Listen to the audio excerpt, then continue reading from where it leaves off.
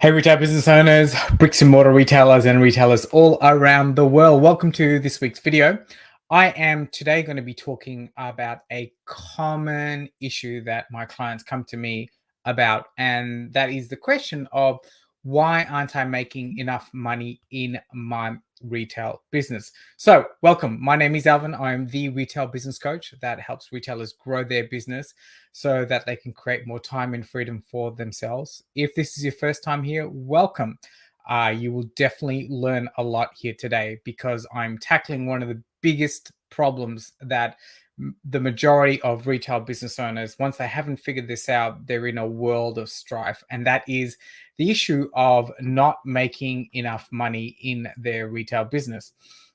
And one of the common mistakes that we make as retailers is when we go down this path of realizing that, oh shit, we're not making enough money in our retail business, we then either tend to put our heads in the sand and kind of forget about it and hope this issue will go away. Or if it's getting really, really bad, we'll start to throw marketing strategies and we'll start to do things to try and reinvigorate the business and try and figure out why we're not making up enough money in our retail business. And I just want to tackle through these because these are some really, really big mistakes. Because if you start throwing things at your business, at your retail business, or if you put your head in the sand, it's a really, really big mistake because what it boils down to, basically, both of those strategies that you're trying to employ just shows that you really don't have a plan in place. And it's really important to have a plan. And if you don't really have a plan, and there's a few reasons why, as a retail business owner, you may not even have a plan because you haven't sort of taken the time to figure out what you want to achieve and how you're going to achieve it. And you're basically going to just be wasting your time chasing your tail, going through all these strategies that you're trying to do. So it becomes really, really frustrating. I've been there so many times when I was running my retail business, and it can get very disheartening to the point where you're like almost trying to throw things out the door and you're thinking about closing up shop. And eventually you kind of lose control of yourself, of your life, of your future, and you kind of throw away the whole reason why you hopefully wanted to start or build this retail business in the first place. If you don't get this part right, if you don't get this, we don't have enough money in the business part right, or I don't have enough business money in the business part right, it's going to lead to a continued lack of focus and direction for you because you're just going to be worried about this one particular problem.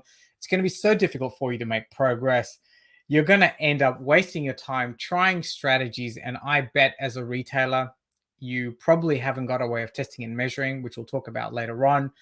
But it's going to be such inefficient use of your time and resources. It's going to lead to you making very poor business decisions. And, at the end of the day, you are going to be super stressed, super frustrated. You're not going to reach your goals. You're going to incur some losses. And that's basically, hopefully not, but unfortunately going to be the end of your retail business. So that was a long intro. I think that was an intro. So like I said, if you're new here, I would appreciate if you could smash that subscribe button. And I want to now run through with you why your retail business is not making enough money. Okay. We've spoken about what the mistakes are and the consequences, but I just want to delve deeper into why your retail business is not making any money. And I touched on this earlier, and this is the whole planning phase, right? You have not, as a retail business owner, taken the time to plan the outcome of your business. Otherwise, you wouldn't be in this position of having not enough money. So planning is one of those difficult things. We all know we need to plan. We all see that the most organized, efficient, successful, most of the successful people have got actual plans in place. And yet it's very hard for us to devise a plan, to follow a plan. And that's simply because no one has taught us how to plan. And some of the things that you need to plan in your retail business, you need to plan what sort of strategies you're going to use to attract your customers. Hopefully you've planned out who your ideal customers are. You've got to have a marketing plan in place, let alone a business plan. Hopefully you've planned what you want for yourself and outcomes that you want out of your business. So you can see that planning is a really, really big component. And for many retailers, when it gets down to this stage where they don't have enough money in their retail business, it's simply because they haven't got a plan. And now is the time to start to plan your way through this, because planning ensures that later on down the track, this is not going to happen again. A solid plan gives you a framework. And remember, in times of desperation or desperation, or in times of severe panic, or in times like this, where you're experiencing such severe stress in your retail business, having a plan just to follow so you can just put your fucking head down and just go and follow the plan is so useful. It just prevents any distraction, and it's so important. And it's such an underutilized tool for us retail business owners. So, really, really important that we have a plan in place. The next thing that we need to do while we're, in this stage of not making enough money in our retail business is look at our pricing. I am willing to bet that many of us are pricing ourselves very, very poorly. The more retailers I speak to and the more clients I get on board, there are so many of us that are undercharging our products and services in our bricks and mortar retail stores. And pricing is an art which you need to figure out very, very quickly. And this is the art of not necessarily raising all your prices at once, but being very, very strategic about which prices in your store are you going to raise to help you get out of this little money situation that you're in of not having enough money. Many of us retailers, we tend to discount.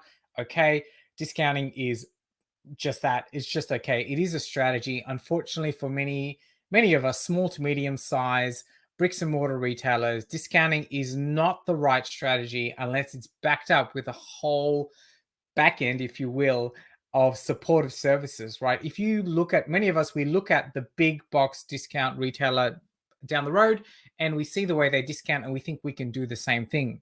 Unfortunately, not. They've got much bigger buying power. They have got much bigger cost amortization. So their cost of doing business is a lot less. And if you haven't already worked out, they are almost all the time getting supplier kickbacks from selling the products at those low prices. And it's just a strategy that we may not be able to compete with. So what I'm telling you is, like, they're still making their healthy margins, but they're moving a whole heap of product for that particular supplier, and the supplier is actually paying the big box retailer the difference. It's a great strategy, and it's really good to get market share, but it's not a strategy that us as independent bricks and mortar retailers can use very readily. And so, why would we go down that strategy? So, that's discounting. I've spoken about discounting at length. I might put a link up here, and you can have a look at all my video all about discounting if you want, which I don't recommend that you go down that route, but watch that video. So, needless to say, with the pricing component, we need to make sure that we start to increase our prices and be very, very strategic. Don't increase your prices across the board. You're going to piss off a whole heap of fucking customers. You just need to be very, very strategic, is all I'm going to say. Oh, by the way, obviously, I'm going through all the strategies here and highlighting why your why your retail business is not making enough money. If you want some strategies on how to fix these up, make sure you come visit us over in our Facebook group. I'll leave the link in the comment section below. You can there's a whole heap of trainings there on how you can grow your retail business and get out of the mess that you're in. So we've spoken about pricing. The next thing that is so important for us as retailers is we need to start to understand the flow of cash through our business. And simply because of the fact that many of us retailers don't understand the flow of cash through our business, that we are not really paying attention to it. We don't really know where it goes into our business, and we end up not having any cash in our business, which then results in the fact that we don't have any money. So cash flow is so important. I don't need to tell you this, but many of us know that cash flow is the lifeblood of our business. It's what we use to pay our bills, our suppliers. It's what we need cash flow to pay ourselves.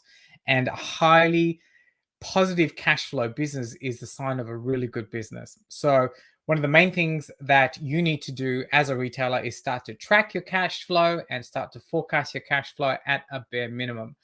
But once you get on top of your cash flow situation, you will then have a greater understanding of where the money is going in your business, and it should start to resolve that whole aspect of not having enough money. Because now that you've heard this saying, I've said it many times before, what gets measured gets managed, and we'll talk about tracking and measuring later on.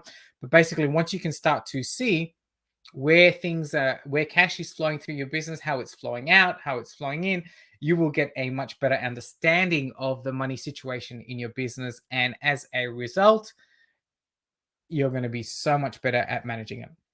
So that is the cash flow component that many of us retailers kind of look over, gloss over, but it's one of the quickest ways to get you out of this whole money situation and why you're not making enough money and getting an understanding of what's going on. All right. The next part is you need to start to track and measure. So as a retailer, I spoke about earlier on, one of the strategies that we use to get out of this situation is to throw every marketing technique there is at growing our business, which is great, but we have no way of tracking and measuring to see how the strategies are working. And this is one of the major things that we unfortunately do not do as a retailer, simply because nobody has taught us how to use it, how to do it. I beg your pardon. So tracking and measuring is so important. At the very least, you need to obviously track your revenue, track your expenses, track some key metrics, develop some KPIs in your business, get an understanding of your margins, your retail margins in your business. So important. Like I mentioned previously, that aspect of tracking and measuring just really opens up your eyes. It really is like you're putting on a pair of X-ray goggles, because you can start to see things in much finer detail. And if you're scared of the detail part of your business, I implore you not to be, because this is a real big mistake that many retailers make. When it comes to tracking and measuring, they overcomplicate the process. Keep it really, really simple. I've spoken about some key metrics that you need to look at and just start to track and measure, because this is one of the ways of understanding what's happening right now that's led to this not enough money situation in your business. And the tracking and measuring will also prevent it from happening in the future. And it has this added effect of helping you grow your business. It's such a great thing. So track and measure important things in your business. And now what we need to be also doing is making sure that we increase sales. So we've spoken about raising our prices. The next thing that we need to do is really go hard on our average dollar sale.